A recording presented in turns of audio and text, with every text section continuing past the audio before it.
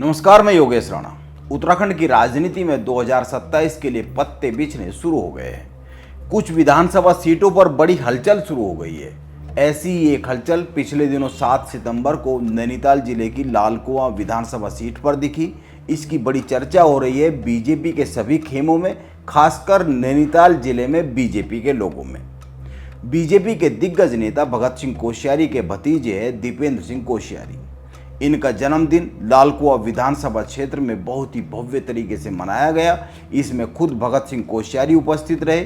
सरकार में खेल मंत्री रेखा आर्य पहुंची, हल्द्वानी के मेयर गजराज सिंह बिष्ट पहुंचे, नैनीताल जिले के जो बीजेपी के जिलाध्यक्ष है वो पहुंचे और भी बहुत सारे लोग पहुंचे। रुद्रपुर से भी बीजेपी के कई सारे लोग पहुंचे, विधायक पहुंचे। एक बड़ा सा केक काटा गया और माना यह गया भगत सिंह कोश्यारी 2027 के लिए लालकुआं में दीपेंद्र कोश्यारी का एक पॉलिटिकल सेटलमेंट करने के लिए आगे बढ़ रहे हैं। पॉलिटिकल लॉन्चिंग उनकी करने की मंशा रखते हैं। इसी कारण यह आयोजन रखा गया, यह संदेश चला गया। चर्चा शुरू हुई। चर्चा इसलिए भी शुरू हुई क्योंकि यहां पर भगत सिंह कोश्यारी के साथ बीजेपी का पूरा कुनबा मौजूद था, खासकर नैनीताल जिले का। लेकिन 3 बहुत ही महत्वपूर्ण लोग यहां पर मौजूद नहीं थे। एक लालकुआं के मौजूदा बीजेपी के विधायक मोहन सिंह बिष्ट, दूसरे 2027 में बीजेपी के लालकुआं से टिकट के सबसे बड़े दावेदार पूर्व विधायक नवीन दुमका, और तीसरे नैनीताल बीजेपी के पूर्व जिलाध्यक्ष प्रदीप बिष्ट। ये तीनों लालकुआं से एक विधायक है और बाकी 2027 में टिकट की दौड़ में है। यदि यह केवल जन्मदिन का उत्सव रहा होता और साधारण कार्यक्रम रहा होता तो जाहिर सी बात है ये लोग मौजूद रहते। लेकिन इस आयोजन के पीछे राजनीतिक महत्वाकांक्षाएं दिखी, इसीलिए ये लोग नहीं आए, ऐसा माना गया। लालकुआं में कार्यक्रम हो, भगत सिंह कोश्यारी मौजूद हो, इसके बाद भी लालकुआं के बीजेपी के जो विधायक है वो मौजूद ना हो। और ऐसा भी नहीं है कि वो बीजेपी के बहुत पुराने विधायक, बहुत बड़े नेता है, उनकी मौजूदगी भगत सिंह कोश्यारी के कार्यक्रम में ना हो, ऐसा कैसे होगा? यह तो हो ही नहीं सकता। उनकी उपस्थिति वहाँ होनी चाहिए थी, लेकिन वो मौजूद नहीं रहे। या तो बुलाया नहीं गया या फिर बुलाने पर भी वो नहीं आए। इसी तरीके से बाकी जो 2 लोग हैं इन पर भी यही बात लागू होती है, तो बुलाए नहीं गए या फिर बुलाने पर भी नहीं आए। भगत सिंह कोश्यारी लालकुआं विधानसभा सीट पर अपने भतीजे दीपेंद्र सिंह कोश्यारी का पॉलिटिकल सेटलमेंट चाहते हैं। इसीलिए वो लोग यहां पर नहीं आए जो टिकट की दौड़ में थे। यह एक संदेश गया। अब 2027 में क्या होगा इसका तो पता नहीं, किसको टिकट मिलेगा किसको नहीं। लेकिन एक सवाल तो बन ही गया है, खड़ा हो ही गया है, और सवाल यह है कि भले ही भगत सिंह कोश्यारी पीछे खड़े हो, इसके बाद भी दीपेंद्र सिंह कोश्यारी की लड़ाई क्या लालकुआं में बहुत ही आसान हो जाएगी? यदि टिकट मिल भी जाता है 2027 में, तो चुनाव लड़ने की अगर वो सोच भी रही है तो आइए कुछ आंकड़ों और कुछ तथ्यों के साथ बात करते हैं।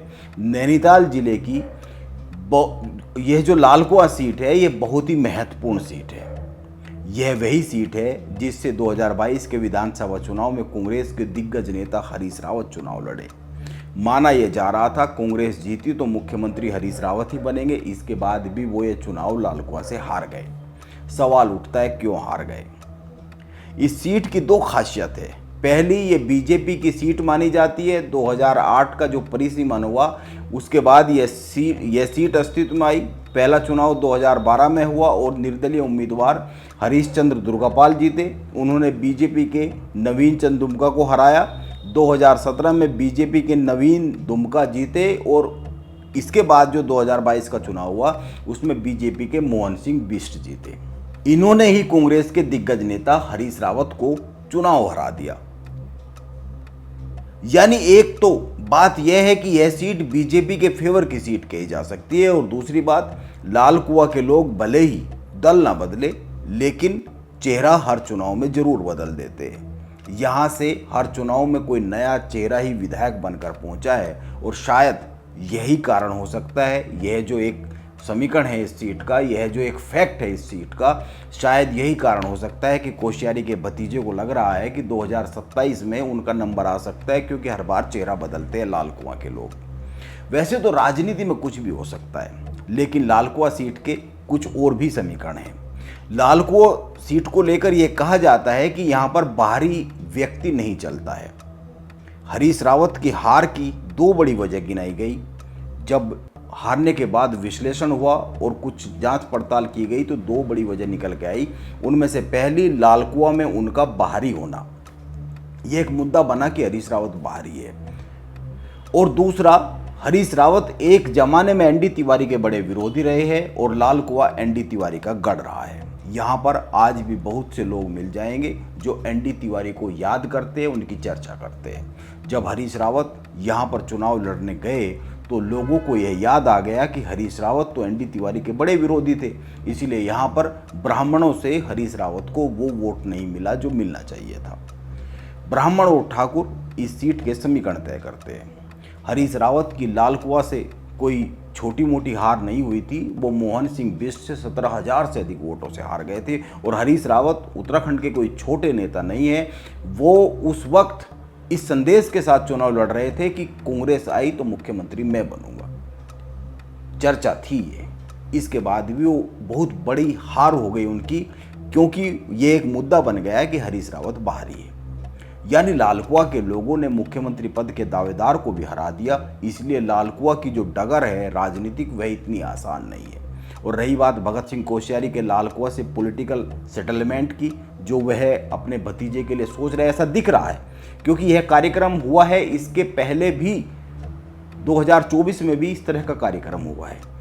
तो अगर ये एक पॉलिटिकल लॉन्चिंग, पॉलिटिकल सेटलमेंट की बात की जाए तो आप गौर कीजिए, उनके जन्मदिन की पार्टी में 3 लोग नहीं आए जो उन बीजेपी में टिकट के सबसे बड़े उनके प्रतिद्वंदी है। एक तो मौजूदा विधायक है, यानी पहली चुनौती तो घर से ही मिल रही है।